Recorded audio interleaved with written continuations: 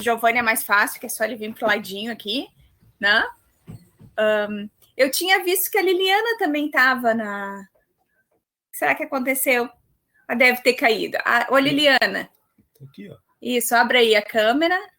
A Andressa, muito bem. Tá? Para a cidade e para o pessoal conhecer a gente, né? Então, nós somos um grupo, né? Uma equipe que tá organizando. O João falou a Paty. Isso, eu estou procurando a Paty aqui, eu não encontrei ainda. A Paty não vem, ela tem compromisso. Isso, tá bom. Então tá. Então, bem, a equipe é formada por mais pessoas que não estão aqui, né? Mas basicamente a gente tem uma representação daqui das universidades, só vai estar faltando a UFSM, que é a Paty, que tá fazendo parte, né? E tem o Adilson, lá da FURG, né? A Miriam, da URGS, eu, Giovanni, a Andréia, a Liliana, da UFPEL, a Andressa, também da UFPEL. A Andressa faz licenciatura em matemática, tá? Minha aluna de C. Tem também o Felipe, que eu acho que não está presente, que é aluno de C também. Estou presente, só estou sem câmera, professora. Tá bom, Felipe, viu? Já estava te julgando aí, ó, dizendo que tu não estava. E o Guilherme... Acontece, não. Tá bom, obrigada, Felipe. E o Guilherme, que também é nosso aluno aqui da UFPEL, que está na comissão organizadora, mas que está fazendo uma prova remota agora, então não vai poder estar presente. Olha só! Tá? Então, basicamente, é essa a equipe organizadora, gente. Muito obrigada. Então, peço que vocês, então... Agora eu vou apresentar a Cidara, tá? Breve do extenso currículo da Cidara, né? A Cidara é licenciada em matemática, tem mestrado em matemática pela URGS, doutorado em matemática pelo INPA, tem pós-doutorado pela Universidade de Heisenberg, na Alemanha, é da área de álgebra e teoria de números, e atualmente se dedica ao ensino de matemática. Tá? É autora de vários livros relacionados à área de ensino, além de ser uma professora muito querida e uma amiga muito especial de todos nós da equipe organizadora, né? Então, por isso que a gente fez questão que os primeiros, né, fossem o Jaime e a Cidara. Tá? Cidara, eu vou, então, fechar minha câmera e te passar com a apresentadora, tá? A palavra é tua. Se tiver alguma coisa aqui no chat, alguma coisa, eu vou te dizendo e abro o microfone para ti, tá? Abro o microfone e vou te falando, tá? Tá. Então, cadê? Estou te achando aqui, vamos ver. Então, boa tarde a todos. Um prazer, pelo menos, escutar a voz de vários amigos. E eu queria agradecer o convite e parabenizar a comissão pela organização de um evento que traga tanto pesquisadores em matemática quanto pesquisadores em ensino de matemática. E então eu vou aproveitar a oportunidade para falar de um assunto que diferencia esses dois tipos de pesquisadores. E sobre o título do seminário, eu achei muito legal, porque a comissão organizadora é toda de gaúchos, e sobre o logotipo, eu fiquei aqui pensando um pouquinho que talvez essa garrafa térmica ao lado da cuia não seja tão interessante assim. Eu tenho aqui uma garrafa de Klein transparente, para quem não conhece, quem não é geômetra, né, entender como é que é uma garrafa de Klein, que é um exemplo de superfície não orientável, né? E então isso significa que ela não tem nem parte de dentro, nem interior, nem exterior. Então eu acho que todo mundo vai ficar sem água aqui para matear. Tá? Bom, então vamos começar a apresentação. O que eu vou falar, então, da comutatividade da multiplicação ao longo de toda a educação básica. Esse trabalho, o que eu vou falar aqui é baseado num trabalho com o mesmo título, que foi aceito para publicação e escrito em conjunto com a Dayana dos Santos Fischer e a Franciele Meiners. Ambas são mestres pelo programa de pós-graduação em ensino de matemática da URGS. A Dayana foi minha orientanda.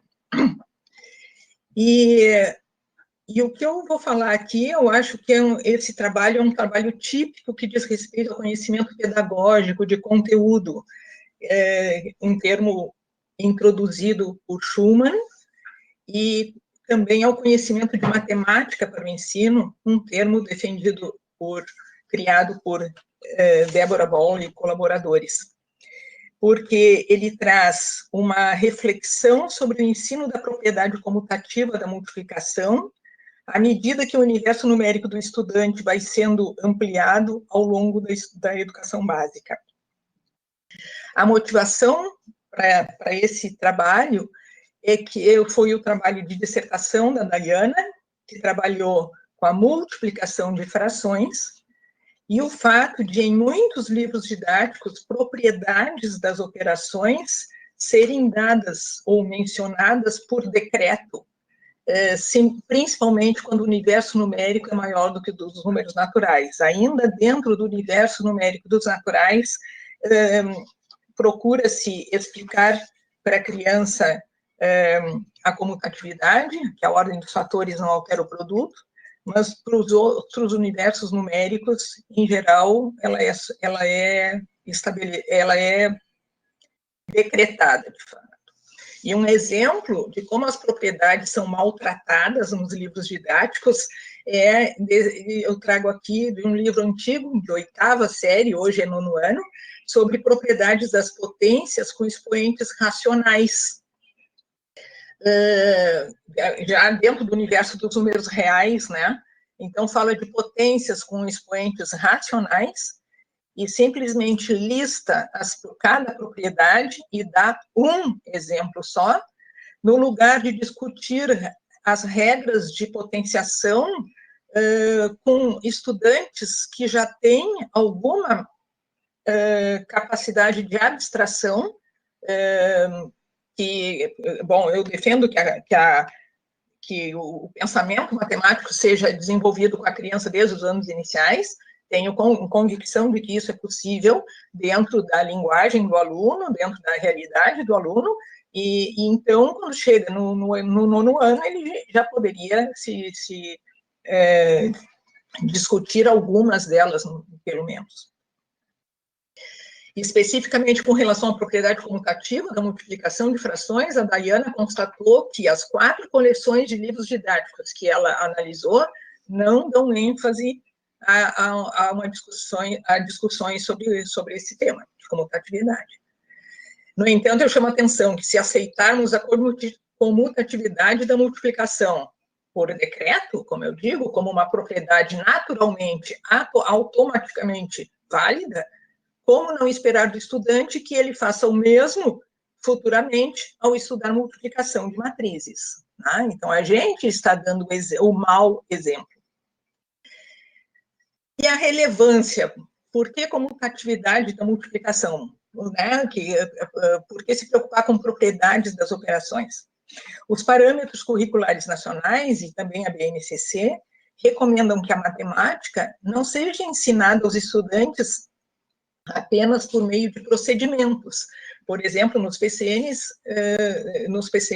diz: os procedimentos não devem ser encarados apenas como aproximação metodológica para a aquisição de um dado conceito, mas como conteúdos que possibilitem o desenvolvimento de capacidades relacionadas com o saber fazer, aplicáveis a distintas situações.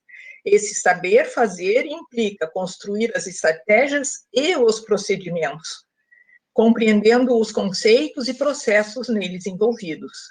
Nesse sentido, os procedimentos não são esquecidos tão facilmente. Na BNCC, as propriedades da igualdade e das operações estão entre os objetos de conhecimento e as habilidades para o ensino fundamental. Então, especificamente no 4º ano, fala-se em utilizar as propriedades das operações para desenvolver estratégias de cálculo. No 7º ano, dentro do universo dos racionais, compreender e utilizar a multiplicação e a divisão de números racionais, a relação entre elas e suas propriedades operatórias.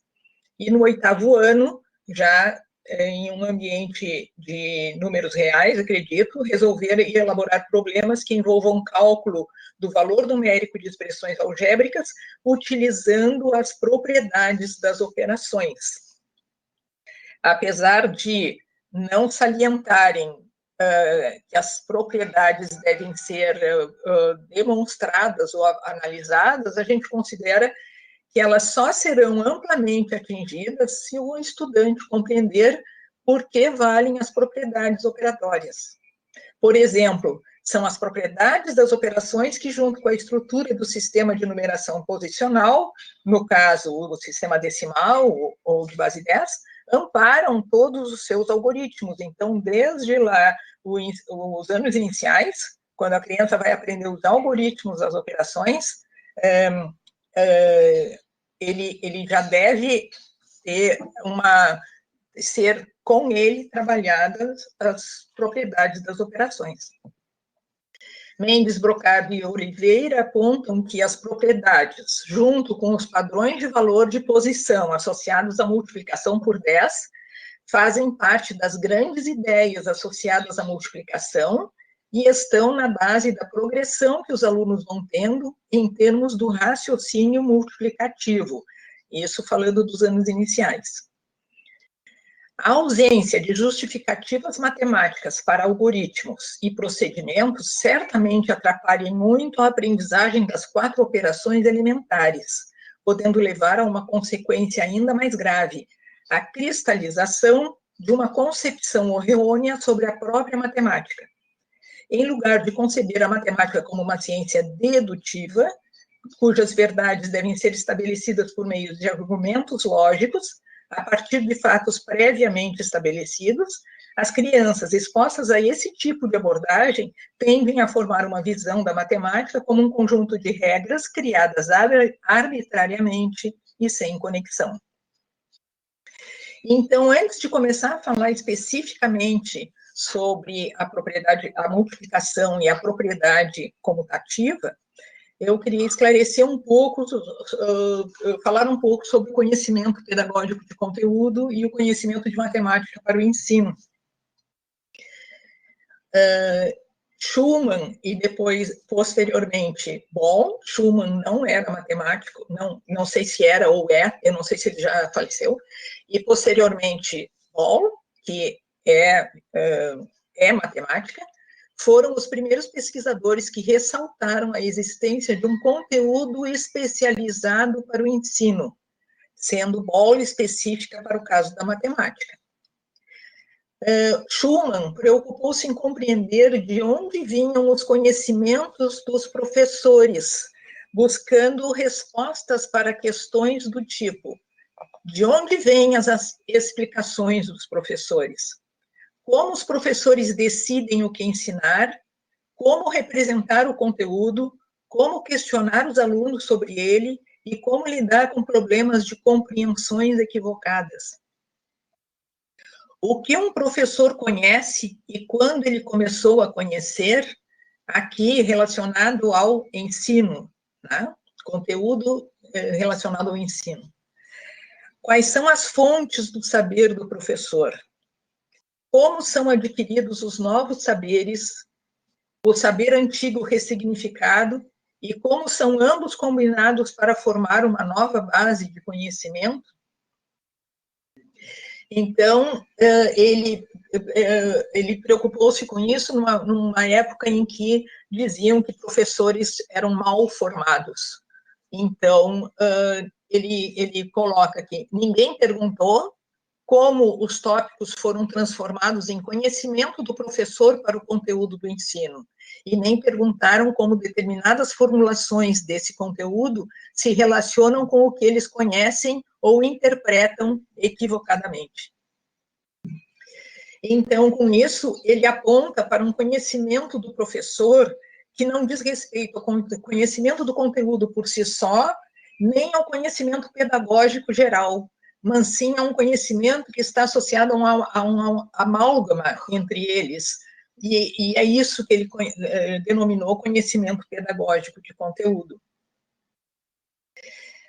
Por exemplo, refletir sobre as melhores representações das ideias a serem ensinadas, as mais poderosas analogias, ilustrações, exemplos, explicações e demonstrações para serem passadas aos alunos. Ter o entendimento do que torna um dado assunto mais fácil ou mais difícil. Reconhecer os conceitos e preconceitos que estudantes de diferentes idades e backgrounds trazem consigo ou elaboram com respeito ao entendimento de determinado conteúdo. Então, isso foi o que Schumann, como não matemático, apesar de não matemático, reflete e que tem muito eco dentro da matemática. E Boll e colaboradores desenvolveram suas pesquisas com base nos pressupostos de Schumann, direcionando-se especificamente à matemática, dedicando-se ao que chamaram, então, conhecimento matemático para o ensino, apontando que o ensino pode exigir uma forma especializada de conteúdo puro, forma especializada de conhecimento de conteúdo puro, porque não é misturado com o conhecimento sobre os estudantes, e nem com o conhecimento de pedagogia, e especializada porque não é necessária ou usada em outras configurações, senão em ensino da matemática. Então, um exemplo que a Débora Boll dá é algoritmos para a divisão, por exemplo.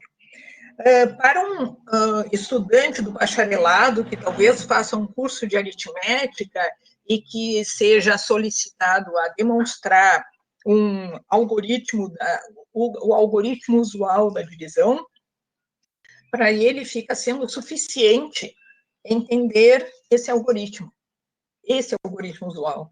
Mas para o professor tem que reconhecer que esse algoritmo usual que a gente usa é o algoritmo otimizado, e que para chegar nele eu tenho vários algoritmos, digamos, intermediários, algoritmos também válidos e que não são tão otimizados, podem ser mais longos, mas ele precisa estar preparado para um aluno que invente o seu próprio algoritmo, por exemplo, e ele tem que estar preparado para dar continuidade a esse momento do aluno, porque ele tem que estar preparado a encaminhar o aluno até o algoritmo otimizado. Na divisão, o algoritmo usual, que é o otimizado, ele é essencial porque eu preciso dele para os números racionais depois, para achar a representação decimal de um número racional. Se um aluno não está preparado para um algoritmo, o algoritmo ótimo, ele vai penar muito na hora de achar a representação decimal de um número racional. E aqui eu vou trazer um exemplo típico do que eu entendo por conhecimento de conteúdo puro, quando a gente tratar do universo numérico dos inteiros. E, bom, então eu vou relatar uma pesquisa fundamentada no conhecimento de matemática para o ensino. No meu entendimento, eu quero deixar bem claro aqui que isso é no meu entendimento, se no final alguém quiser discutir sobre isso, é super bem-vindo, quero escutar a opinião das pessoas. Uma pesquisa fundamentada no conhecimento matemático para o ensino sobre um tema específico tem como primeira etapa uma revisão do conteúdo matemático em si, que é o conhecimento de matemática do pesquisador ou o conhecimento de matemática que existe sobre o tema. Ele vai estudar, se for necessário. No caso do tema dessa palestra, o que seria? Bom, números naturais, inteiros, racionais, reais e complexos, focando em sua construção e na operação de multiplicação e na propriedade comutativa. Então, no nosso trabalho, as referências utilizadas foram a construção dos números, do Jamil Ferreira, números racionais, reais e complexos, e a coleção matemática para o ensino, números naturais e números inteiros. Esses dois últimos, da coleção matemática para o ensino, eu considero que foram produzidos exatamente a partir em cima do conhecimento de matemática para o ensino, uma reflexão sobre esse amálgama do conhecimento de matemática e o ensino. Uma segunda etapa, depois de, então, eu revisar, digamos, o conhecimento matemático, uma segunda etapa diz respeito ao que é denominado por Boll e colaboradores de conhecimento de conteúdo puro, e que envolve uma pesquisa teórica sobre o tema em questão. Que trabalhos existem sobre o tema? Aí voltado para o ensino, né? Nesse momento, entra também a escola, ainda sem os estudantes. Como o conteúdo em questão é usualmente ensinado, por exemplo. Aí existe um espaço para fazer uma comparação sobre a forma como o conteúdo é apresentado. A abordagem usual da escola segue os mesmos passos da abordagem matemática? No caso do tema dessa palestra, nós vamos ver que nem sempre.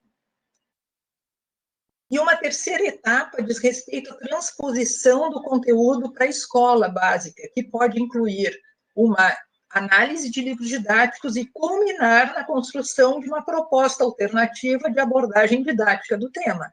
Isso foi o caminho que as minhas últimas orientações dentro do pós-graduação em ensino de matemática seguiram. A propor uma abordagem alternativa do tema. Apesar de não ficarem tão imediatamente identificadas essas etapas na apresentação que segue, eu acredito que foram essas as etapas nas quais ela se baseou. Bom, e uma outra coisa, antes de começar a falar da multiplicação e comutatividade em si, chamar atenção para o significado de ampliação em matemática. Por exemplo, ampliação de um universo numérico.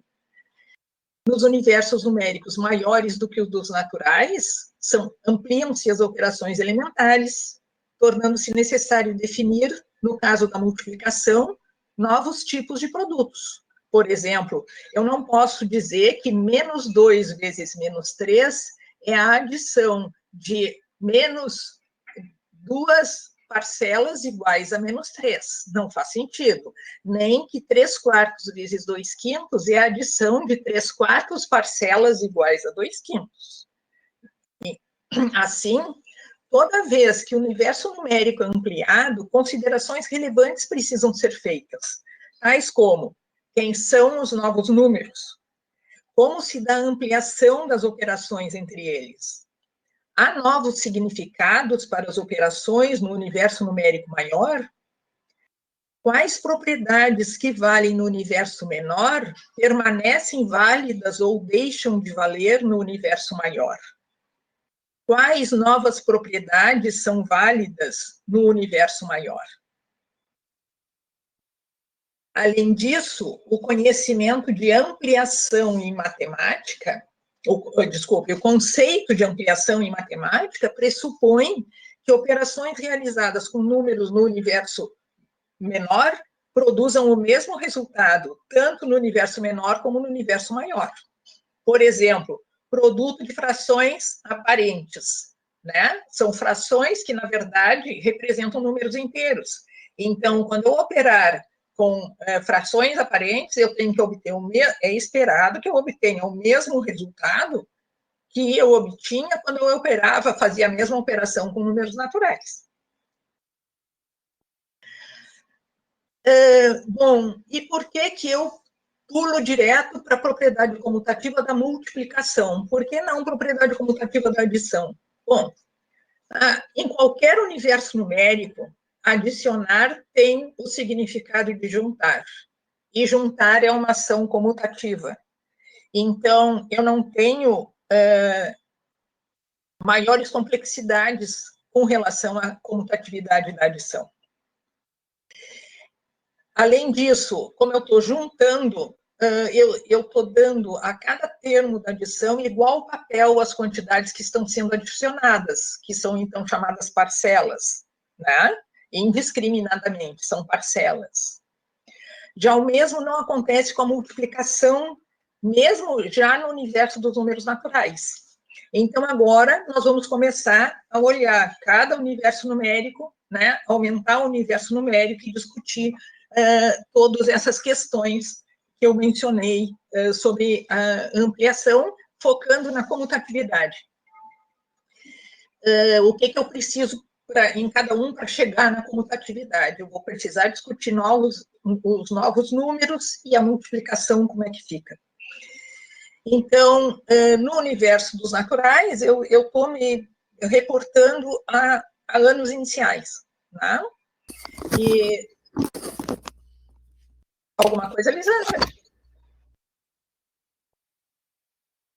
Tá tranquilo até agora. Acho que o pessoal está deixando os comentários para o final. A Luísa entrou. Tá. Não, só para tu saber, a Luísa acabou de entrar. Uhum. Então, no universo dos naturais, então, anos iniciais, se a gente precisar falar de alguma coisa, vai ser focando nos anos iniciais. Alguma coisa relativa à escola. Nem sempre é simples para os alunos dos anos iniciais compreender, por exemplo, que adicionar 5 vezes a parcela 4 leva ao mesmo resultado que adicionar 4 vezes a parcela 5, porque o papel de cada termo não é o mesmo, como é lá na adição. Por isso, eles são chamados, em um primeiro momento, de multiplicando e multiplicador. Como bem aponta Verneau, criador da teoria dos campos conceituais, partir de um material concreto para ensinar a multiplicação leva obrigatoriamente a introduzir a multiplicação como adição reiterada de uma mesma quantidade e, em consequência, a fazer do multiplicando uma medida e do multiplicador um simples operador sem dimensão física.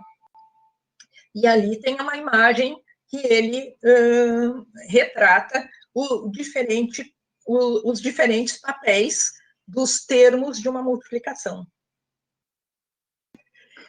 É só depois de provada a propriedade comutativa que fica sugerido que os termos têm um mesmo papel na multiplicação, também na multiplicação. E aí podem ser ambos chamados da mesma coisa, e aí que a gente chama de fatores. Então, mas mesmo assim, Verneau ressalta que, no entanto, são necessárias certas precauções pedagógicas para que as crianças aceitem a comutatividade, porque é preciso, na verdade, abstrair o que esses números representam. Bom, então, como é que a gente pode discutir a propriedade comutativa com alunos do quarto ano? Então, Zulcard, ele menciona 3 modelos diferentes para representar uma multiplicação de números naturais.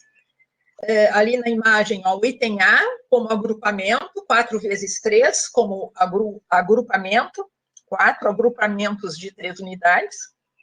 No item B como arranjo retangular, ilustrando 3 vezes 5. E o item C como na reta numérica, ilustrando 4 vezes 7 unidades. E Barbie e colaboradores ressaltam que o arranjo retangular enfatiza a natureza binária da multiplicação, coisa que não se enxerga nas outras representações, a natureza binária, e a vantagem, a vantagem de que com ele pode ser possível mostrar-se claramente a propriedade comutativa. E ali tem uma ilustração que diferentes agrupamentos, eu interpreto com diferentes agrupamentos do arranjo retangular, e com eles eu enxergo que 5 vezes 3 é igual a 3 vezes 5, por exemplo. Né? Nesse exemplo aqui, 5 vezes 3 é igual a 3 vezes 5. Essas reinterpretações oportunizam a generalização da ideia embutida no exemplo, momento em que a propriedade comutativa da multiplicação pode, então, ser explicada em palavras com estudantes dos anos iniciais, ainda apoiada no arranjo retangular. Ou seja, esse exemplo, essa visualização, é um caso particular, mas me permite convidar o estudante a imaginar como é que fica para números quaisquer. E, então, alunos do 4º ano, eu não vou escrever grandes coisas, mas eu posso explicar em palavras e na linguagem do aluno. Não importa quanto valem multiplicando e multiplicador, seus papéis podem ser trocados porque o resultado produzido é o mesmo. Ele enxergou que não interessa se eu tinha só 3 filas e 5 objetos em cada fila,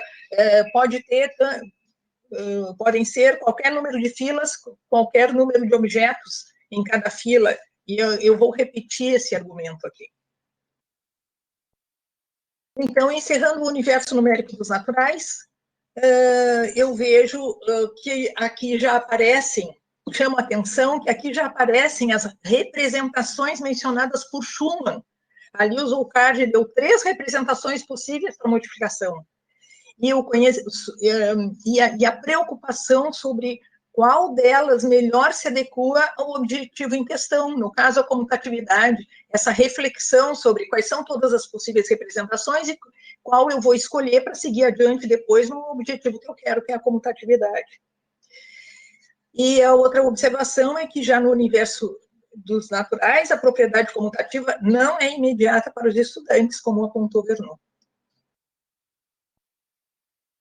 Bom, no universo dos inteiros, eu vou focar no 7º ano, que é a BNCC indica inteiros para serem introduzidos no 7º ano, tá? Bom, então, o que eu tenho? Números negativos. Como é que são introduzidos os números negativos? Mesmo historicamente, eles vieram para expressar a ideia de falta na noção de contagem, para registrar ganhos e perdas, né? Historicamente, houve um entrave aí, porque incorporar essa ideia representava admitir uma ampliação do próprio conceito de número.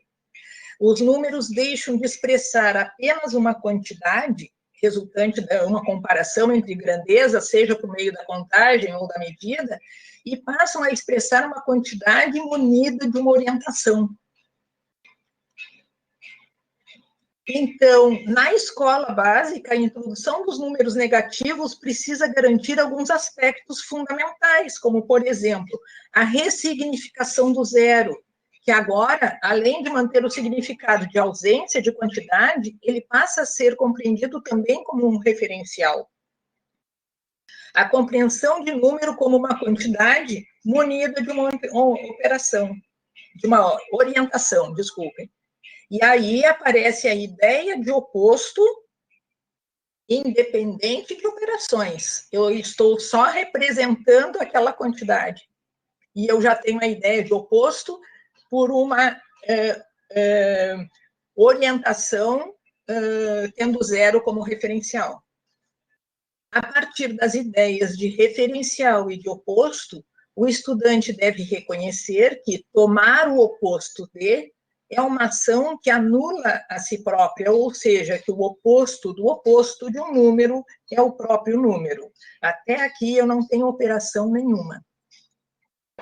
Com relação à operação de multiplicação, já não faz sentido, por exemplo, encarar menos 2 vezes 3 como uma adição de parcelas iguais a 3. Portanto, o produto menos 2 vezes 3, por exemplo, deve ser definido. eu tenho que ressaltar aos alunos essa novidade. Nós temos que definir agora esse produto. Não estou dizendo que a gente fale desse jeito formal, matematicamente, né? Eu tenho que definir o que é isso, com alunos do 7º ano, mas esse recado tem que ser passado. Só então fará sentido discutir a comutatividade da multiplicação de inteiros, depois de dar sentido para os novos números e depois de dar sentido para a multiplicação. Então, aqui é que tem uma observação que eu acho muito interessante, que ilustra muito bem, na minha opinião, a pesquisa relativa ao conhecimento de matemática para o ensino. Se eu for pensar na construção formal dos números inteiros, olho lá o livro do Jamil Ferreira, Construção dos Números, eu vejo que os números inteiros são o que eu chamo de conjunto quociente do produto cartesiano naturais vezes naturais, cortados por uma relação de equivalência, e então o número inteiro passa a ser uma classe de equivalência de um par ordenado de inteiros. Bom, mesmo assim, e com isso, então, eu posso definir o sinal, aparecem 2 significados para o sinal menos, um para de operação de subtração e o de simétrico aditivo, porque então, quando eu tenho a soma, eu agora tenho a existência de simétricos e eu denoto o inverso do elemento x por o simétrico aditivo, o inverso aditivo do elemento x por menos x. Então, aparecem 2 significados para o mesmo sinal, bem diferentes, né? Como se isso não bastasse como complexidade para o estudante, 2 significados para uma mesma coisa, na escola aparece um terceiro significado, que, na verdade, é o primeiro de todos, que é o menos integrando o nome do número. Por isso que eu falei antes, a ideia de oposto aparece sem qualquer operação. Então, quando aparece o número menos 2, o menos faz parte do que eu chamo o nome do número. E que coincide com o processo histórico. Ele apareceram os números negativos para representar falta. Então, na escola, aparece um terceiro significado para o sinal de menos, que na construção formal dos números não aparece. Então, essa é um exemplo típico de uma reflexão sobre conhecimento de matemática para o ensino. E essa complexidade, o que eu chamo a atenção é que essa complexidade, claro que é uma situação muito complexa para os alunos. Eu ter o mesmo sinal menos, que antes uns naturais significava só operação de subtração, agora tem 3 significados diferentes. Então, é claro que surgem confusões, e eu chamo a atenção que não é só com os alunos que fazem confusão. Há alguns anos já, que quando eu leciono o curso de números, ou agora o curso de aritmética, adaptei um enunciado de exercício do livro do Jamil Ferreira, prove que para quaisquer x, y inteiros valem as seguintes identidades. Eu adaptei para os professores e licenciandos com o seguinte enunciado: utilize as seguintes cores para os 3 significados do sinal menos: azul para subtração, vermelho para oposto ou simétrico, menos para o nome do número. Aí, para cada uma das sentenças, aquelas ali em cima, pinte cada sinal menos da cor que torna a afirmação verdadeira. E depois de pintar, demonstre cada afirmação mantendo o uso das cores, ainda usando cores. E o que eu constato é que isso não é imediato para ninguém. A gente tem que parar, assim, um pouco, olhar ali, pensar, e bom, e para muitos professores isso é bem complexo, e para alguns as respostas as respostas que eles dão não estão corretas. Então, eu agora, nesse semestre, eu ainda chamei a atenção dos professores. Eu digo, se isso é complexo para vocês, imaginem, então, para os alunos do 7º ano. Tá bom, para os alunos do 7º ano ainda não vai aparecer X, Y, Z, vai aparecer números ali no lugar das letras. Mas isso já dá um recado para eles de como, em cada momento em que aparece um sinal menos, ao estudar números inteiros, o professor tem que se certificar de que todo mundo está interpretando aquele sinal da mesma forma, né? Então, quais são as possibilidades de encaminhamento da multiplicação de inteiros no 7º ano? Bom, uma possibilidade de encaminhamento que é utilizada em alguns livros didáticos consiste em definir ou sugerir, muitos nem usam formalmente definição, né? Sugerir que menos 2 vezes 3 é igual a 3 vezes menos 2, quando eu tenho que calcular pela primeira vez um número negativo vezes um número positivo. Subentendendo que, porque queremos que a multiplicação continue comutativa. Então, essa posição parece seguir o princípio de permanência de Hankel, que estabelece que as operações em Z e, posteriormente, em Q, são ampliadas de modo a serem preservadas ao máximo as propriedades que valem no universo menor. Na sua obra de 1867, o Hankel mostra que, seguindo esse princípio de querer que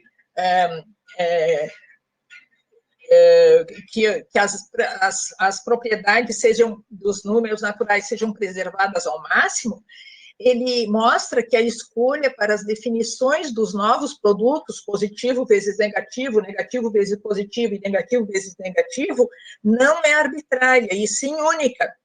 Ou seja, a chamada regra de sinais da multiplicação é a única forma de se estender a multiplicação dos naturais para os inteiros, de tal forma que suas propriedades fundamentais sejam preservadas, precisamente aquelas que garantem a Z a estrutura de anel. Ora, nós não recomendamos que essa seja a justificativa a ser dada para alunos do 7º ano, por 2 motivos. Apenas sugerir que seja preservada a propriedade que vale para números naturais sem justificativas para o estudante não vai ajudá-lo a compreender a multiplicação de inteiros. Segundo, a proposta de definição para menos 2 igual a 3, apoiada na comutatividade, ou seja, menos 2 vezes 3 igual a 3 vezes menos 2, não serve para definir o produto de números negativos. Não serve para menos 2 vezes menos 3. E, nesse caso, o argumento apoiado no princípio de permanência de Hankel é mais complicado ainda do que aquele que justifica que menos 2 vezes 3 deveria ser igual a 3 vezes menos 2. Então, a definição de produto de inteiros na escola carece de significado, sendo recomendável encontrar-se alguma motivação para ela que lhe dê mais significado. E, então, chama atenção, essa primeira abordagem não é tirada da cabeça, é tirada de livros didáticos. E, menos 2 vezes 3 é, por definição, igual a 3 vezes menos 2. Uma segunda abordagem é buscar inspiração nas operações com números naturais. Por exemplo, é natural para os estudantes aceitar, na verdade, definir, mas eles aceitam uma boa, a multiplicação positivo vezes negativo, da seguinte forma: 3 vezes 5 é 5 mais 5 mais 5. Então, 3 vezes menos 5 vai ser menos 5 mais menos 5 mais menos 5. E, em geral, o produto de qualquer número inteiro positivo por um inteiro negativo. Então, não é... eles aceitam com naturalidade esse primeiro caso. Ainda com o apoio na reta numérica, e da operação de adição de inteiros, aí já visualizada, o estudante deve perceber que 3 vezes menos 5 leva ao oposto de 3 vezes 5, né? Olhando ali na reta, essas flechinhas, ele se dá conta que, afinal, ele vai chegar, ao fazer 3 menos 5, mais menos 5, mais menos 5, que ele vai acabar chegando no oposto de 5 mais 5 mais 5. Ainda com a reta numérica ajudando na visualização e na imaginação, a propriedade pode ser generalizada para outros valores e, posteriormente, para valores quaisquer, chegando-se à conclusão de que, para quaisquer que sejam os números naturais A e B, para que ali A vezes menos B seja, de fato, um número positivo vezes um número negativo, dá o oposto de A vezes B. Propriedade que, em um primeiro momento, pode ser registrada apenas em palavras, sem o uso dessa simbologia matemática. Agora, vamos para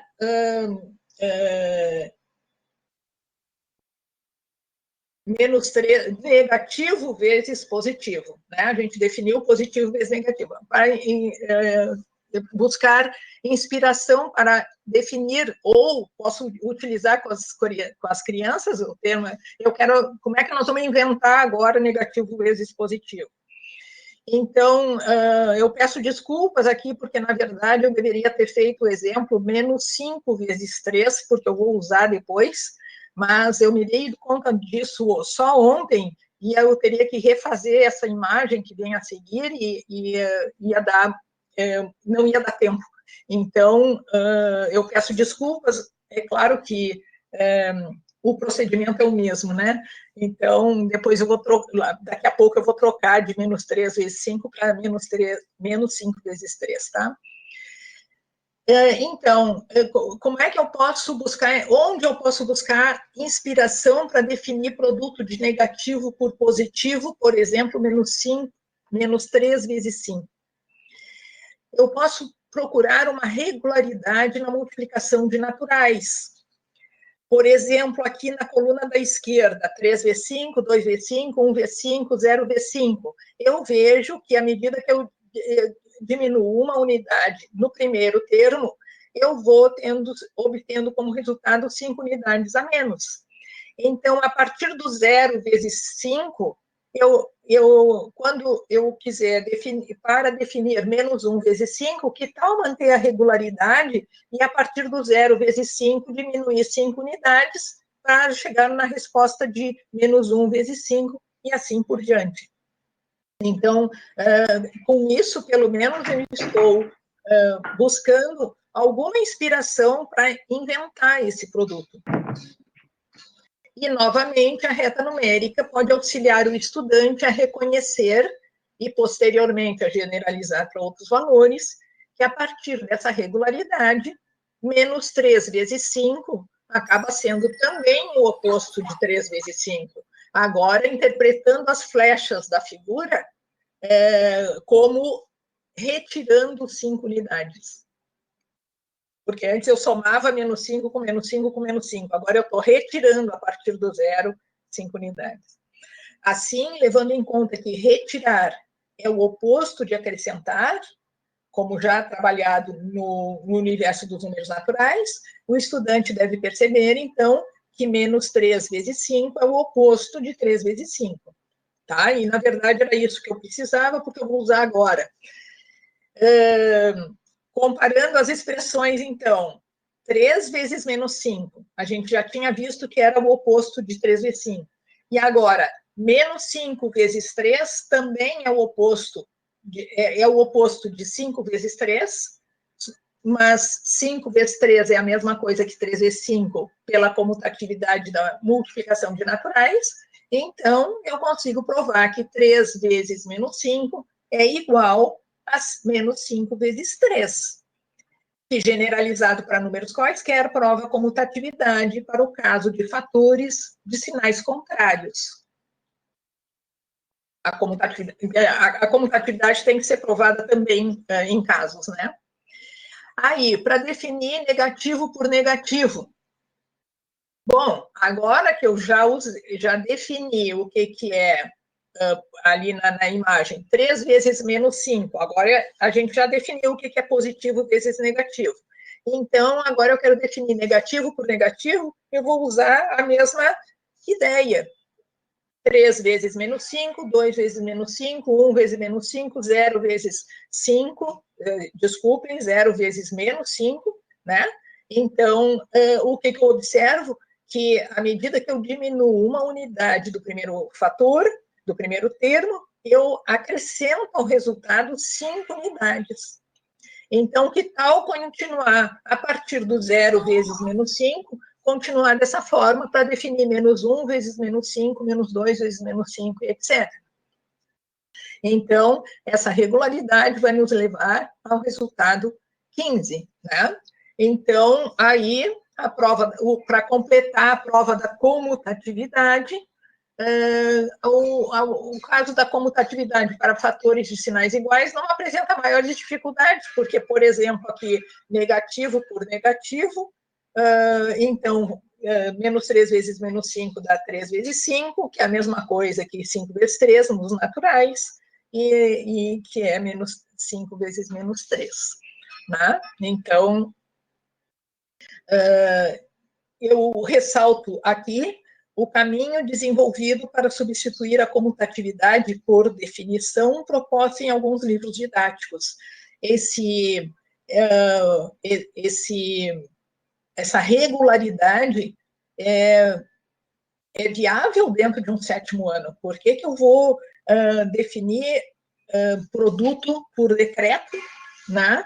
Fazer a comutatividade valer por decreto, quando a gente pode, na linguagem do aluno, estabelecê-la, deduzi-la. Uma terceira abordagem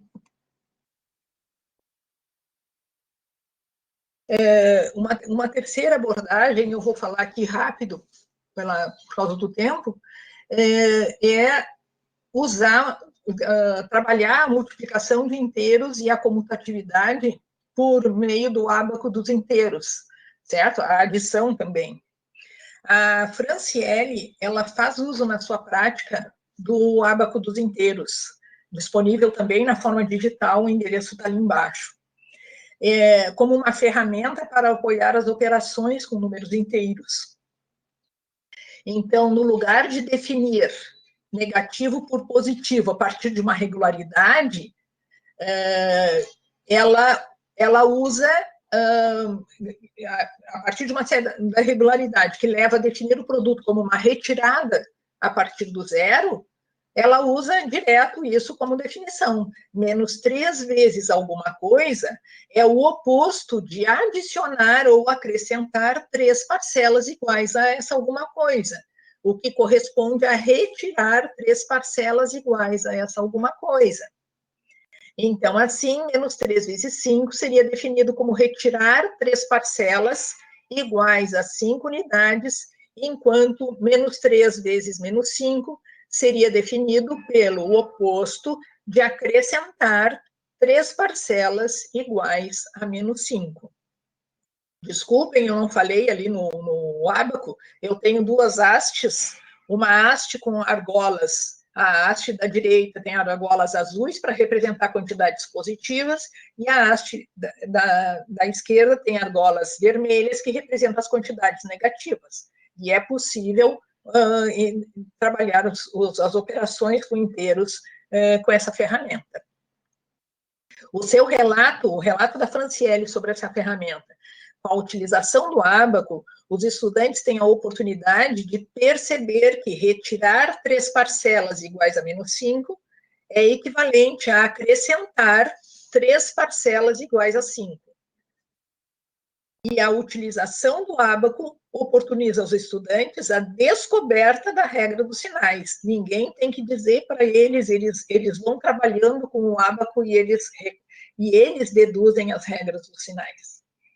Assim, o professor que faz uso do ábaco também pode utilizá-lo para abordar a comutatividade da multiplicação, da mesma forma que apresentado anteriormente, pois as mesmas regras por nós mencionadas, a partir da regularidade, são deduzidas pelos estudantes com o ábaco.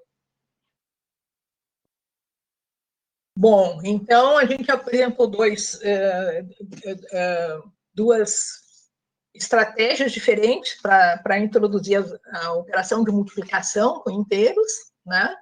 E então agora passamos para o universo dos racionais e como agora a gente já discutiu números negativos, então a gente vai se concentrar a partir de agora em números positivos, certo? E aqui, no caso dos números racionais, especificamente em frações, que é o conteúdo de sexto ano, tá? Como nos inteiros, aqui também não faz sentido perguntar, por exemplo, qual é o valor da soma de 7 nonos consigo próprio, 2/3 de vezes, para tentar procurar dar sentido a 2/3 vezes 7 nonos. Desculpem, tem um misprint ali.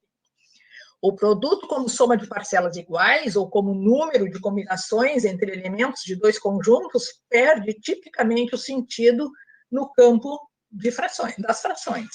Assim, antes de focar-se no algoritmo, deve-se dar sentido à operação de multiplicação de frações, certo?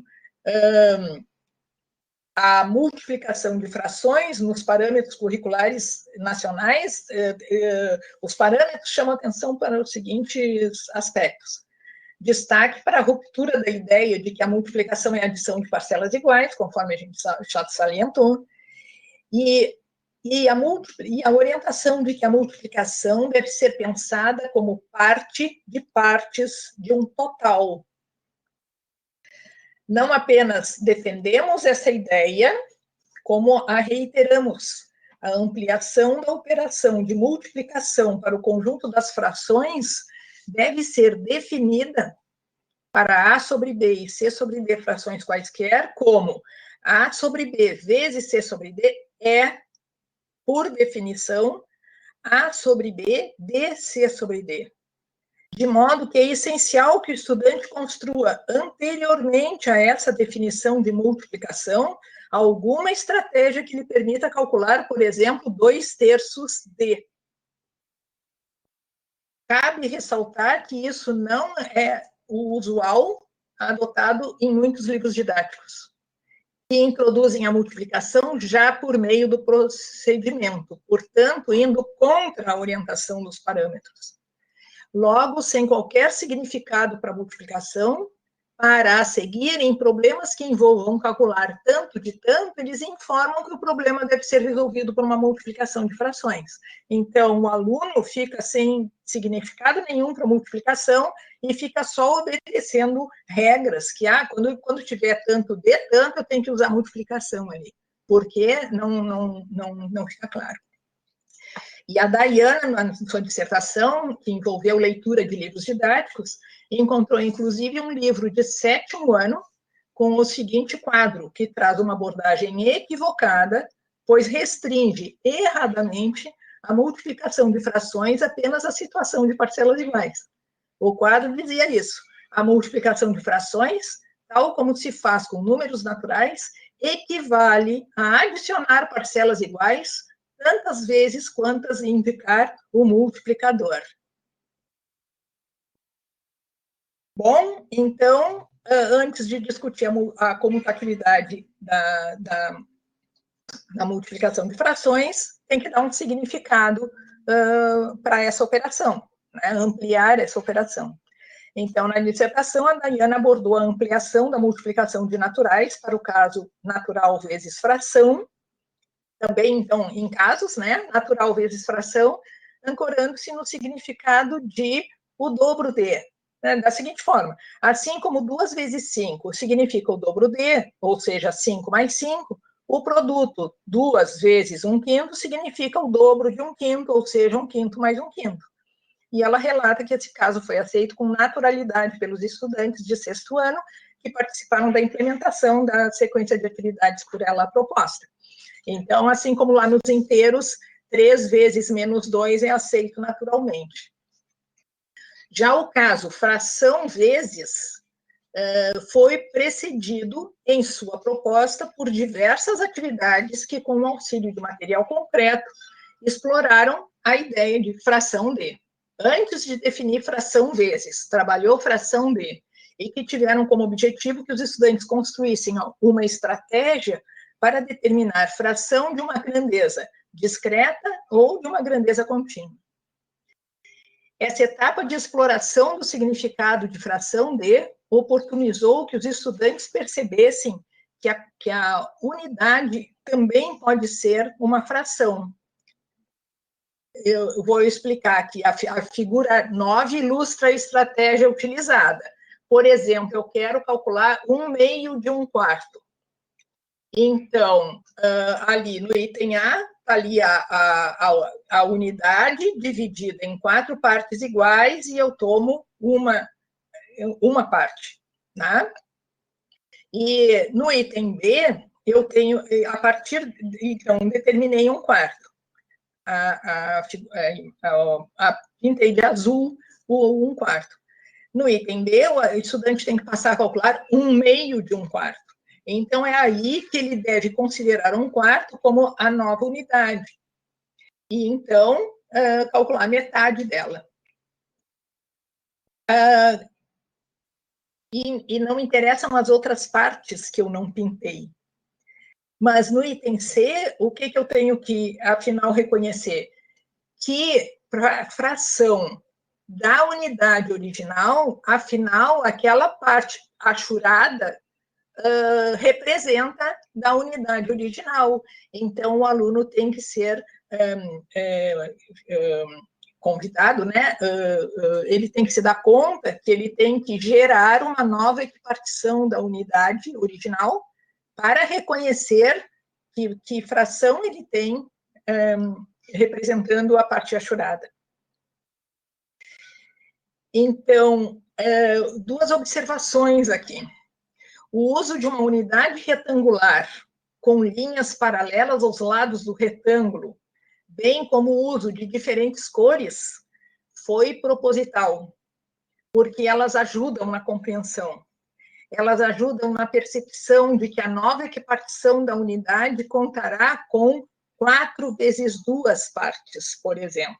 Notem que eu primeiro equiparticionei, lá no item A, eu equiparticionei usando linhas verticais.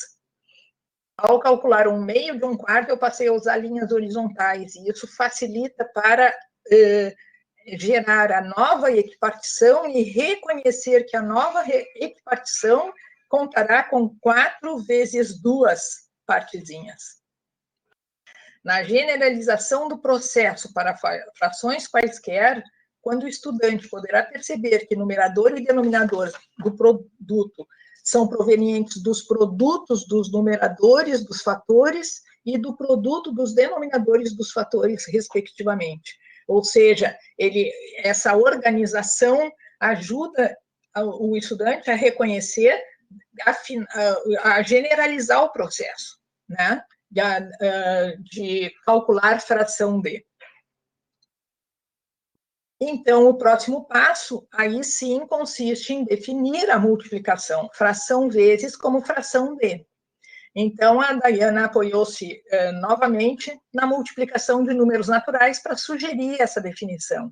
Assim como 2 vezes é sinônimo de o dobro D, então, eu vou definir A sobre B vezes como sendo A sobre B, D. Por exemplo, 1/2 vezes 1/4 vai ser, por definição, 1/2 de 1/4. E aí, a estratégia de cálculo já estava montada previamente.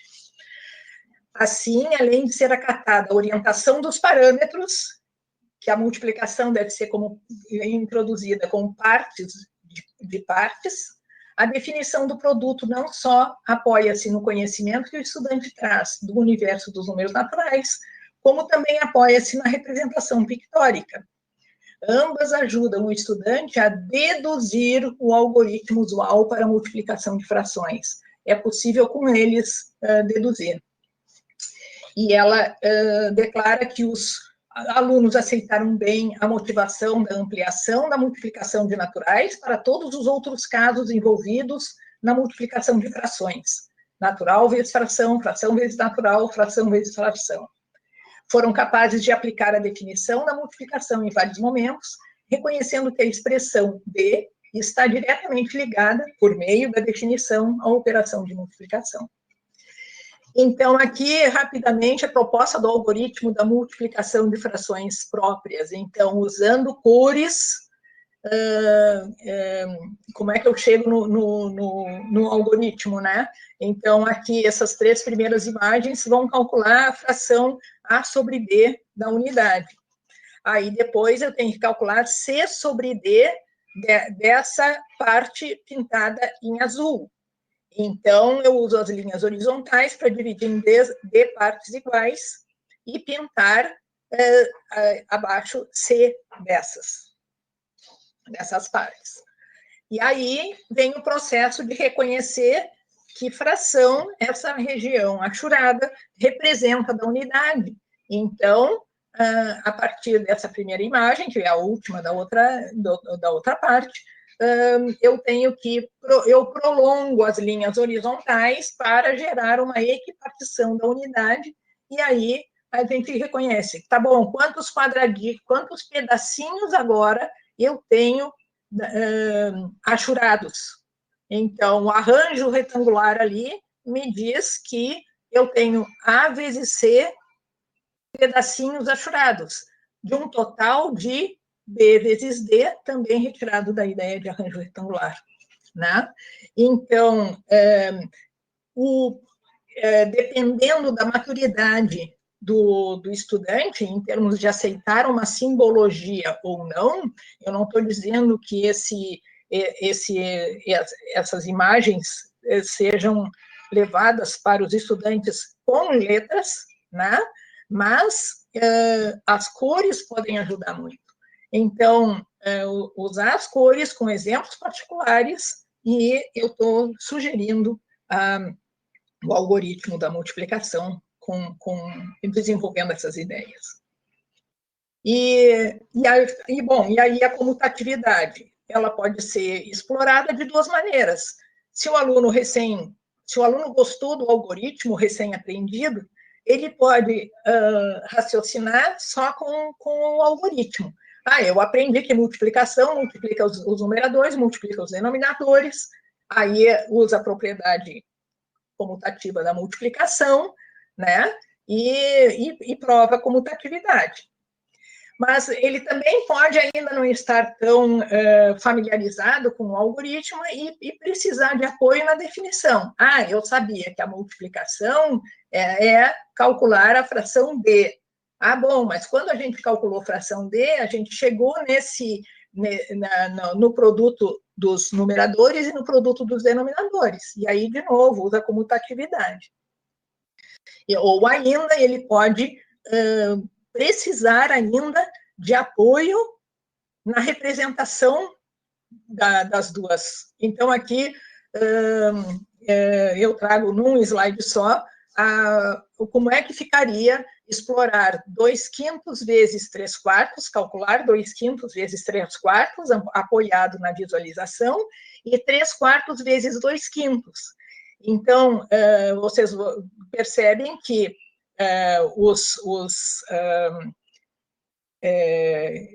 as imagens geradas são diferentes, mas, afinal, eu chego na mesma parte achurada da unidade. Eu forcei um pouco a barra aqui para chegar no mesmo layout, a mesma parte achurada da unidade ali, no mesmo layout. Eu forcei a barra, chamo atenção lá na primeira equipartição. A da esquerda foi feita com linhas verticais, a da direita foi feita com linhas horizontais. Se eu começar com as linhas verticais, eu vou ter que girar o retângulo, etc. Mas com essa estratégia, eu chego na mesma visualização. Bom, então,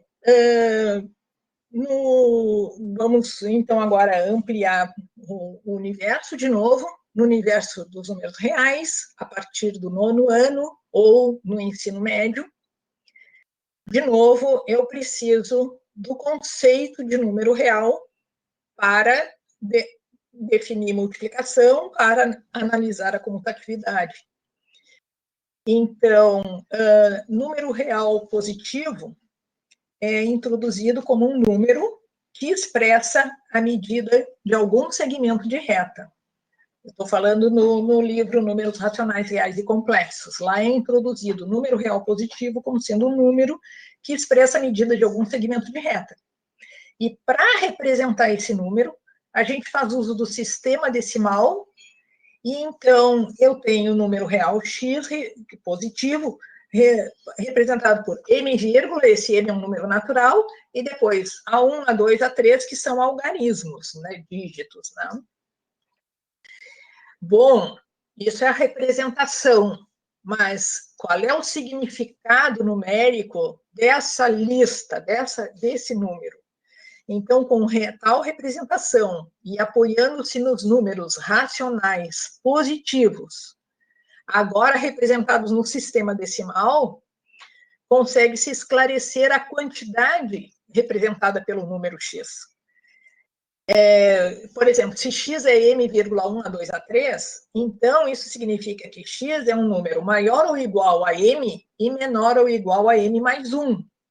Mais precisamente, o x é um número maior ou igual a m,1, menor ou igual a m,1 mais 1/10. E assim vai à medida que eu vou avançando nos algarismos da expansão decimal de x.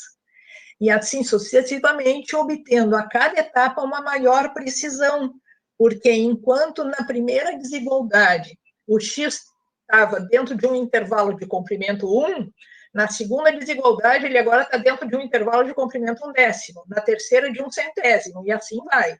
Então, a minha precisão sobre a ideia da quantidade que aquele valor representa aumenta. Por exemplo, se for 2,3597, o que eu tenho a dizer? Que o x é um número entre 2 e 3, mas mais precisamente ele é um número entre 2,3 e 2,4, entre 2,359 e 2,359 mais 1 milésimo, que dá 2,36, e nada mais podemos afirmar, porque nada mais foi dito sobre os 3 pontinhos. Esses 3 pontinhos podem, inclusive, ser só formados por 0. Eu tenho infinitos números que têm essa cara ali. Por isso, nada mais podemos afirmar. As operações elementares com números reais positivos podem ser definidas também fazendo uso dessas igualdades, que ajudam ainda a obter a representação decimal do resultado. Aquele slide estava extra. Então, por exemplo, a multiplicação de reais positivos, dados x e y, números reais positivos, com expansões decimais dadas por aquilo ali, x e y. Então, eu vou primeiro definir xn e yn como os truncamentos dessa expansão decimal na enésima casa, depois da vírgula. E com isso, esses xn e yn são números racionais, porque tem expansão decimal finita, então é um número racional. O produto fica sendo definido como sendo o único número real que pertence a todos os intervalos desse tipo, x, que começa entre xn e yn, e xn mais 1 sobre 10 na n, e yn sobre 1 mais 1 sobre 10 na n. Por exemplo, se eu quero multiplicar esses números A e B ali, então, aplicando a definição, o A está entre 1 e 2 e o B está entre 3 e 4. Então, o AB vai estar entre 1 vezes 3 e 2 vezes 4. É isso que a definição está me dizendo. Ou seja, o AB pertence ao intervalo 3, 8. Agora, se eu truncar um pouquinho mais adiante, o A está entre 1,4 e 1,5, e o B está entre 3,0 e 3,1. Então, o AB vai estar entre 1,4 vezes 3 e 1,5 vezes 3 vezes 1, ou seja, ele pertence a um intervalo 4,2, 4,65. E com isso eu já sei afirmar que o AB é um número da forma 4, alguma coisa. E aí basta ir truncando mais à frente e eu vou obtendo um valor mais preciso explicitar melhor o número AB. Né? E sobre a comutatividade? Bom, eu observo que a definição de multiplicação de reais positivos, o produto, então, sempre vai estar, por definição, entre o produto de dois números racionais. Né? Então, sugerindo aos estudantes do 9º ano ou do ensino médio calcularem os produtos AB e BA, acredito que perceberão, como a multiplicação de números racionais é comutativo, que os números racionais que limitam a cada etapa os produtos AB e BA são os mesmos números racionais. Portanto, AB vai ter que ser igual a BA, porque só existe um número, isso precisa discutir um pouco mais sobre a construção dos números reais, só existe um número que vai pertencer a todos esses intervalos ao mesmo tempo. Então, se o AB e o BA são cercados sempre pelos mesmos números, eles vão ter que ser iguais, então.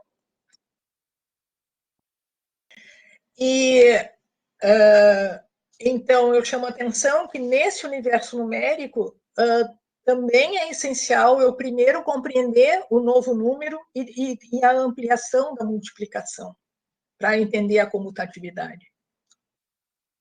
Bom, e o universo C, eu vou focar no ensino médio, é claro, né? Por quê? Porque a definição de número complexo é uma expressão da forma A mais BI, sendo A e B reais e I chamada unidade imaginária, é uma definição abstrata e, por isso, só tratada no ensino médio. Né? E ali tem a definição de multiplicação de dois números complexos, né? E a partir dela, a gente pode perceber que I ao quadrado dá menos 1, de fato, como é a motivação de toda a definição de número complexo. E também percebe-se que, se eu trocar a ordem dos fatores, eu vou encontrar aquelas duas expressões ali, CA menos DB mais CB mais DAI, que é igual ao anterior.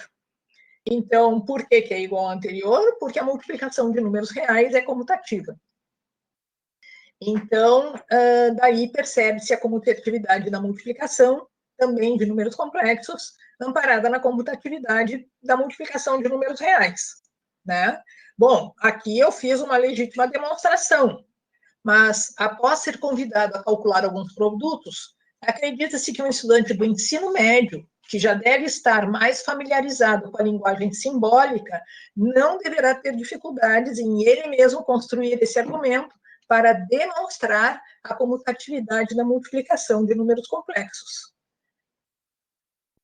Bom, então, foi rápido aqui. Bom, à medida que o universo numérico foi maior, o aluno já tem mais estrutura para fazer as demonstrações, né? E culminando com uma efetiva demonstração ali na comutatividade de produto de números complexos. Considerações finais. Espero ter convencido vocês de que cada novo universo numérico traz aos novos números peculiaridades que não podem ser ignoradas quando se trata de fazer uso das operações, multiplicação, por exemplo, e de suas propriedades, comutativa, por exemplo. É essencial discutir se a validade da propriedade comutativa, ou qualquer outra propriedade em geral, antes de aplicá-la, pois ela não é imediata, como procuram sugerir alguns livros didáticos. E por que propriedades das operações são relevantes? Como a gente já chamou atenção, para que os estudantes possam, por exemplo, já desde os anos iniciais, melhor compreender por que valem os algoritmos operatórios, para que os estudantes possam criar estratégias pessoais de cálculo. Então, foi essa nossa reflexão sobre a propriedade comutativa da multiplicação como uma aplicação do conhecimento de matemática para o ensino. Então, eu espero, com essa fala, ter convencido a todos os ouvintes da relevância do conhecimento de matemática para o ensino, para a matemática da educação básica e para os cursos de licenciatura e de formação continuada, e que concordem que um curso de licenciatura está muito longe de ser um bacharelado fraco. Obrigada e vacina para todos.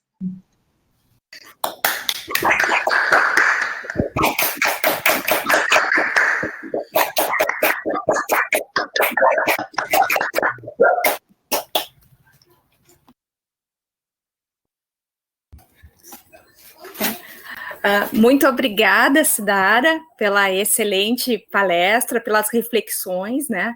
Propriedades numéricas, operações numéricas que às vezes a gente aplica sem refletir, né? Da onde. E a tua palestra, assim, ela originou várias reflexões no chat que eu deixei para comentar contigo pós. Foi muito interessante, o pessoal ficou discutindo ali, a Miriam, o Frederico, a Juliana, a Taina, né, a Andréia. Então, ficaram comparando como é uma cidade com a outra com relação à formação continuada. A Taina é professora das séries iniciais, então ela deu a opinião dela ali com relação à formação, né? E tem algumas perguntas no chat também, da Miriam, do Frederico. Eu não sei, Miriam, Frederico, se vocês querem mesmo fazer as perguntas, né? Além de muitos elogios, agradecimentos a ti, né? O Leonardo, né? O André, a Viviane, a Liliane, a Andréia, a Janice, né? A Edith, todos elogiando e agradecendo a tua reflexão. Aí eu queria saber só da Miriam e do Frederico, se vocês querem que eu leia a pergunta ou se vocês abrem o áudio e pergunta. Eu abro meu áudio aqui e pergunto mais uma curiosidade, porque eu fiquei pensando nisso, como é que eu ia resolver o exercício do sinal de menos com as cores. E aí, o -2 que aparece menos, abre parênteses, -2, fecha parênteses. O menos de fora eu enxergo como o oposto do número, né? Só que o menos de dentro é do nome do número, é o oposto do número, ou ele é qualquer um dos dois, depende do que eu quero interpretar. Exatamente. Esse é o único exemplo em que tem ambiguidade de interpretação. O -2, tá bom? Dependendo do contexto, eu posso estar me referindo ao oposto do número 2, do número positivo 2, ou ao nome do número. Então, esse é o primeiro, eu me dei conta agora, nesse semestre, quando eu propus esse exercício, que que melhor seria se o primeiro item fosse interpretar -2, não, interpretar -2 e interpretar -n, porque no -2 eu tenho ambiguidade, eu tenho liberdade de escolha, eu só não posso escolher a cor da operação, então não faz sentido ser subtração. Então, para -2 eu tenho liberdade de 2 escolhas, mas para -n eu não tenho liberdade nenhuma, porque eu não sei o valor de n, então eu não posso dizer que o menos é parte do nome do número, então ele tem que ser oposto.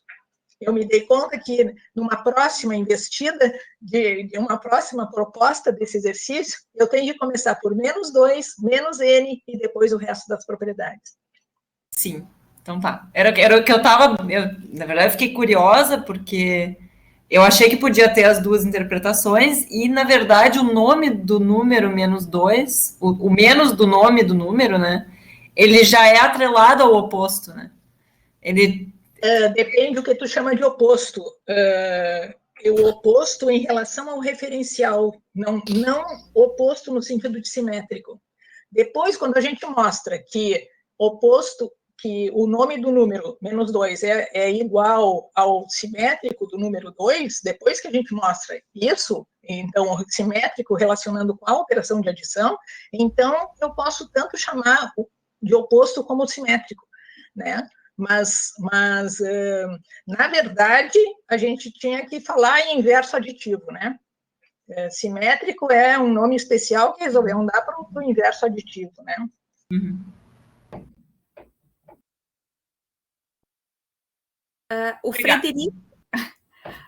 O Frederico também fez uma pergunta. Não sei, Frederico, se tu queres abrir o teu áudio e perguntar ou se tu queres que eu leia.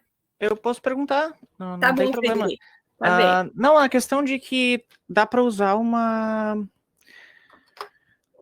analogia geométrica, porque a questão posicional dos números negativos e dos números positivos usando a reta real. E eu já vi algumas vezes uma explicação de multiplicação com números negativos, de que quando tu multiplica por um número negativo, tu tá fazendo aquele giro de 90 graus. O que depois, quando tu vai construir números complexos, tu descobre que isso não tá tão longe da realidade, porque a rotação de 180, desculpa. A rotação de 90 é o i, e o i quadrado é a rotação de 180. E eu queria saber quando é que dá para usar essa noção. A partir de que ano que eu consigo usar essa noção dentro da sala de aula? A partir do 7º, do 6º, do 8º? Para inteiros ou para complexos? Para inteiros mesmo. Inteiros? Bom, ali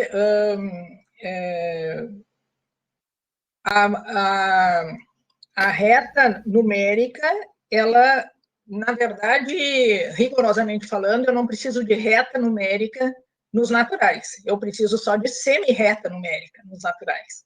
E aí já na minha opinião, seria já bem educativo nos naturais trabalhar com semi-reta para quando for falar nos inteiros, agora eu preciso de uma reta numérica para representar o oposto, né?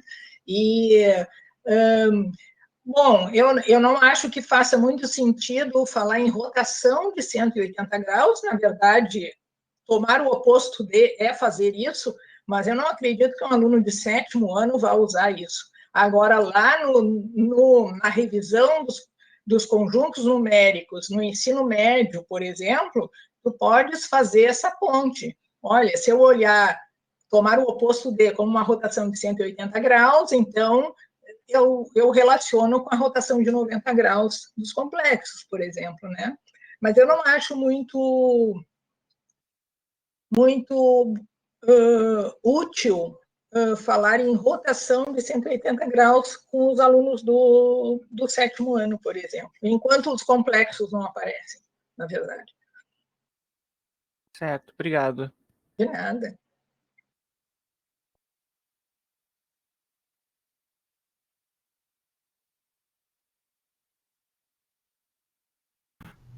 Bem, eu aproveitei o momento das perguntas para já divulgar a próxima palestra, Sidara, mas a gente continua com as perguntas, foi só para o pessoal já saber a data, que o horário vai ter que ser diferenciado, vai ter que ser às 16 horas, né?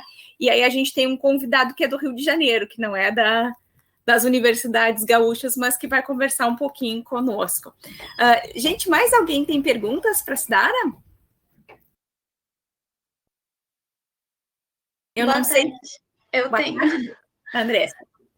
No ensino médio, ainda existe um certo pavor quando aparece alguma fração, né? Aparecer uma fração no quadro já dá um medo.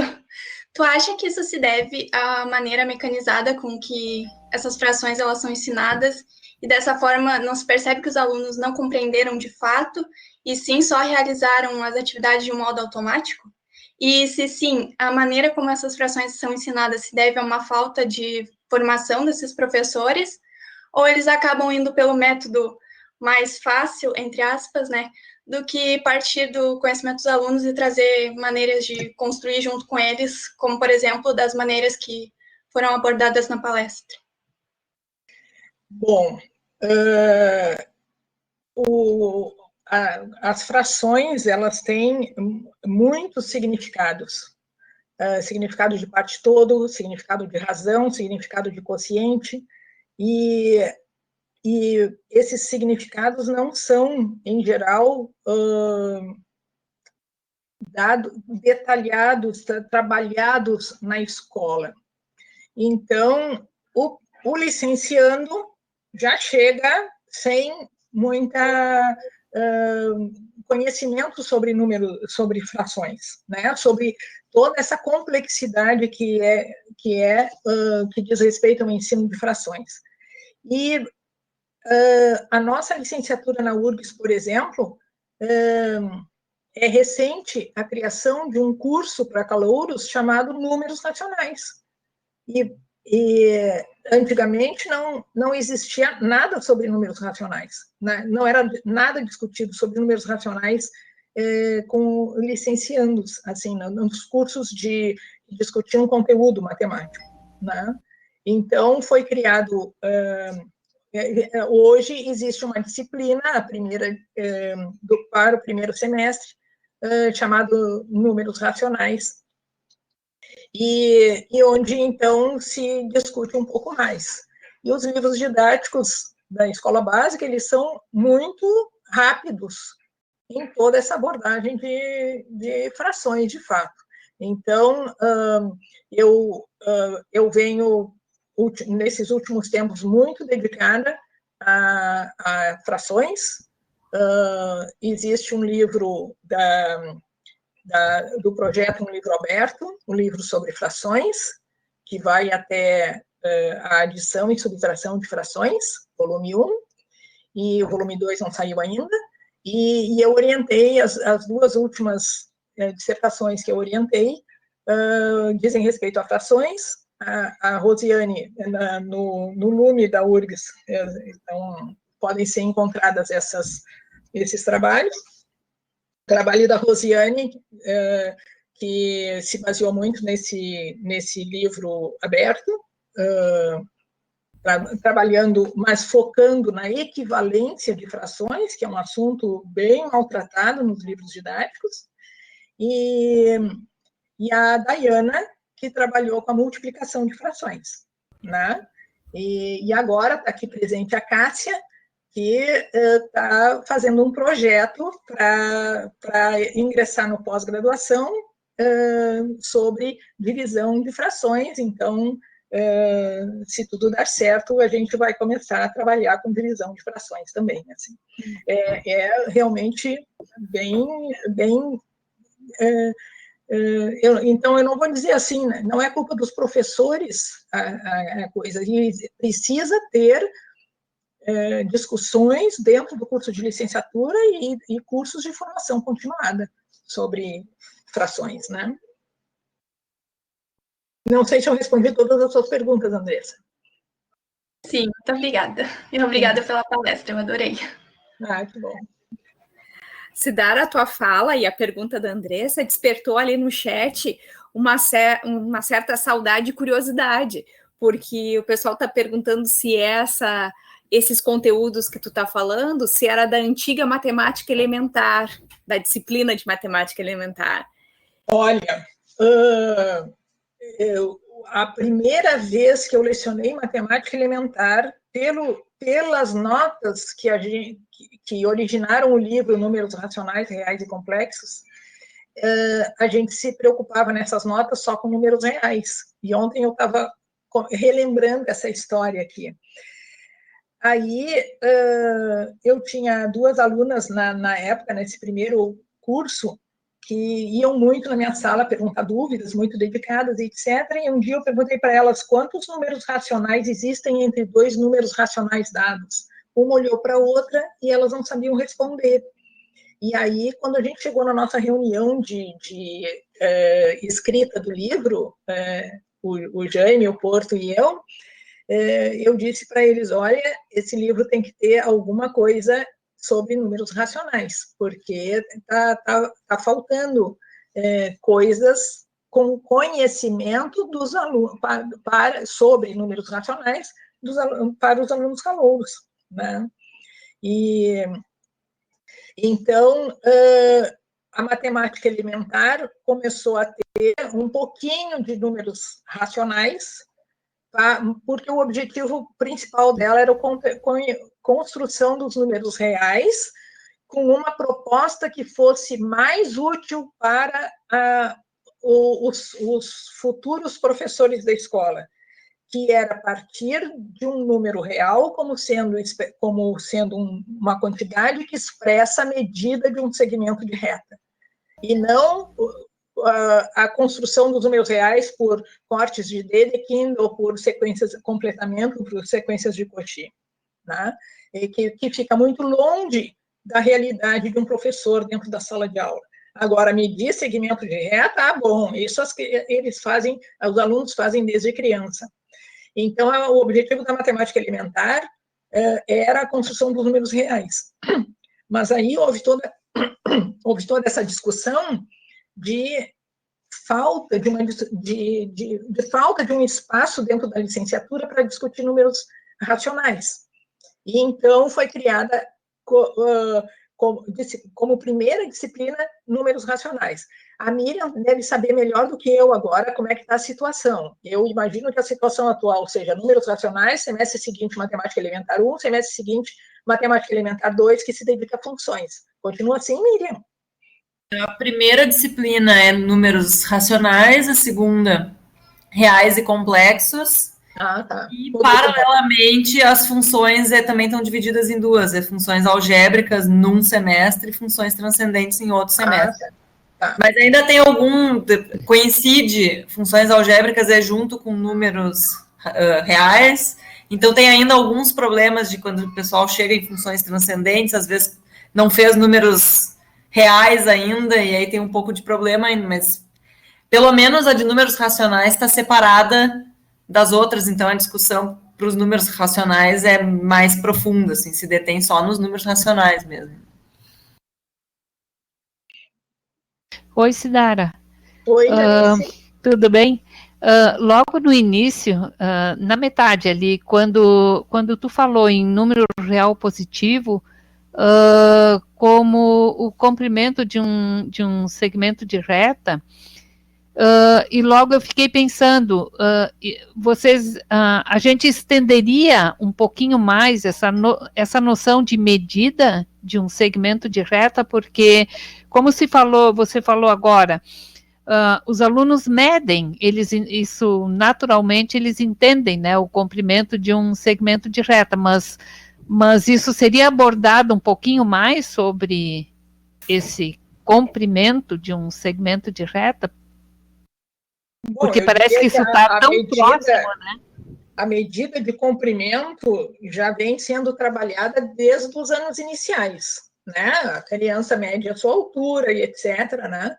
E só que ela não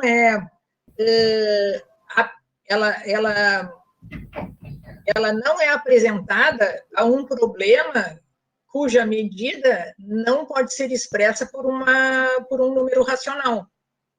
Então, a motivação toda para aumentar o universo numérico dos racionais é o problema de que não existe número racional cujo quadrado dá 2, proveniente do problema geométrico de medir a diagonal de um quadrado de lado 1.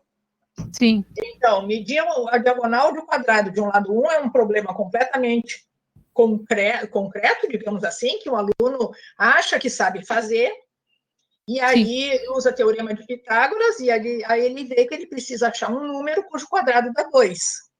E aí, isso foi, a minha primeira orientanda fez isso numa 8ª série, na época, perguntou para os alunos se tinha um número cujo quadrado, um número racional cujo quadrado dá 2, e eles achavam que tinha, então teve 2 alunas que foram a aula inteira, elas já tinham mudado de assunto, e as alunas foram a aula inteira achando que era só questão de ajustar numerador e denominador, que elas iam achar uma fração que elevada ao quadrado dava 2. Foi bem interessante, assim, a coisa. Mas, então quando eles concluíram, ela levou esses alunos a prova por absurdo, né? E aí eles concluíram que, então, não existia número racional para expressar aquela medida. Bom, então nós vamos criar um novo universo numérico. Né? Tá legal. Uhum. Sim. Obrigada, era isso. De nada. Gente, alguém tem mais alguma pergunta, comentário? O chat ali está parado. Também a gente já está 99 minutos. Desculpem, eu não treinei a palestra antes, então eu não sabia quanto tempo ela ia durar. Capaz, Dara, estava muito excelente. A gente está preocupado só com o tio cada voz, né? Ó, a Luísa. Tá. Eu ia fazer uma observação. Primeiro, elogiar a palestrante, né? Que eu não ouço quase palestra dela, por acaso. Então, estava ótima, né, a palestra. E não, eu só queria até contribuir um pouquinho mais ali com uma pergunta da Miriam, né? Sobre aquele -2 ali, né? Que tem autores, né? E uma, se não me engano, se chama Jessica Bishop, que ela fez uma experiência com modificar um pouco os sinais, justamente, para não confundir tanto. Ela não conseguiu a supremacia de esclarecer tudo, porque ainda ficaram 2, né? Tem 3, né? Que a Cidara apontou muito bem ali para o sinal de menos, né? Então, ela colocava do lado do número, em cima, pequenininho, um sinal, e esse era o do nome do número, né? Então, assim, foi uma experiência interessante, é claro, justamente que aí eliminaria esse tipo de problema, né? Ainda continuamos com 2, né? Mas eliminaria esse tipo de problema, né? Mas, é claro, carrega bastante anotação, né? Carrega bastante anotação nesse sentido, né? Fica aliás, ela colocava nos 2, né? Tanto no 2 com um mais pequenininho na esquerda em cima e um menos pequenininho na esquerda em cima também, né? Os 2 números estavam assim, quando se entrava nos números inteiros, se colocava esse tipo de... Não entendi. Como é que era a anotação? Para não ter problemas com o expoente, era no lado esquerdo que se fazia. No lado esquerdo, sim, para não ser expoente ainda. Exato. Então, no lado esquerdo, em cima, como um expoente, só que o sinal de mais e o sinal de menos, né? Então, para ter o nome do número, assim, separado da operação, né? Carrega anotação, não sei, né? Porque está aliviando a compreensão, está melhorando a compreensão, digamos assim. Eu acho que esse carregar anotação é até questionável, né? Porque tu estás com a grande vantagem de reduzir de 3 para 2 significados. Sim, sem dúvida, sem dúvida. E esse problema também, né? Que eu acho que também é um problema, né? Que levar a compreensão de que somar -3, né? É a mesma coisa que subtrair 3, né? Então, essa conclusão aí também é um grande evento aí que tem que ser trabalhado, né? Com certeza, disso a gente não se livra, né? Sem isso a gente não vai adiante, né? E essa é uma... Então, mas era isso, eu gostei muito da palestra também, e só queria dar os parabéns aí. Muito obrigada. E a iniciativa também, né, do pessoal aí, de fazer o mateando aí. Então tá, obrigada. Bem, o chat está meio parado, eu não sei se alguém tem mais algum comentário. Opa, acho que chegou uma aqui. Certo.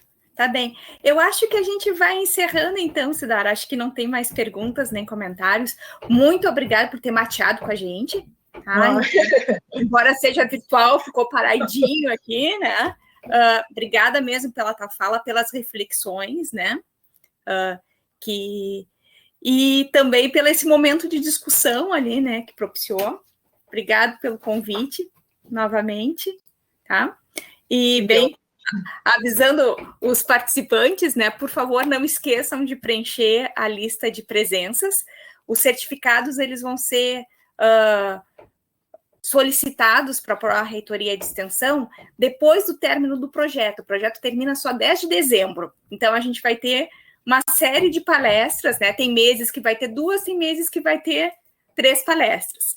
E a nossa próxima palestra, então, é um convidado, tá? Não é um gaúcho, tá? É o Andrei Clark, e o título da palestra vai ser Holonomia Riemanniana e o Grupo G2, uma introdução, não faço a mínima ideia que é isso, estou curiosa para a palestra, né?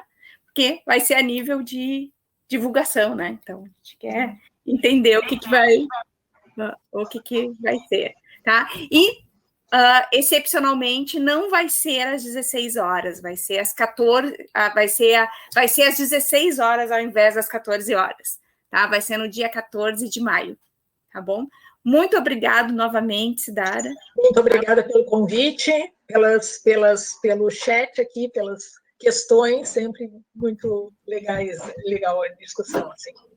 E à disposição para qualquer coisa. Eu vi que o meu primeiro slide eu tinha começado a escrever meu e-mail e não terminei, por isso que ficou só assim embaixo. Na gravação vai aparecer isso, mas meu e-mail pode ser encontrado no site da URGS, do Instituto de Matemática da URGS. Tá? Tá bem. Então tá, muito obrigada. O pessoal está todo se despedindo e agradecendo a excelente palestra, tá? Te mandando abraços, tá?